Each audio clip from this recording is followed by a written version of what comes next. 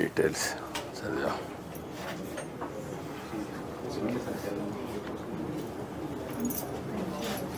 ఏం చదువుకున్నావు నువ్వు? ఎంతవరకు చదివావు?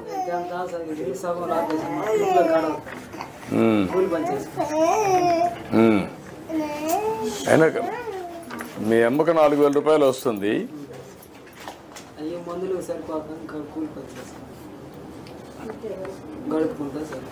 ఎంత అవుతుందమ్మా మందులకి? నీకు మందులకి ఎంత అవుతుంది నెలకు? జనరల్గా బీపీ షుగర్ అటువంటివి లేవు కదా? అవి లేవు కదా? నువ్వు ఆ వంటి మీద సాగు చెప్పేసి నువ్వు స్కూల్ డుమ్మా కొట్టావు చదువుకోకుండా. నిజమే, కానీ వాడి జీవితం లాభంలా కదా.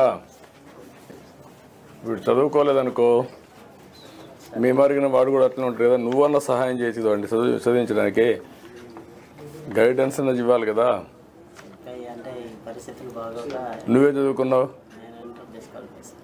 నువ్వు ఇంటర్ నిలిపేసావు.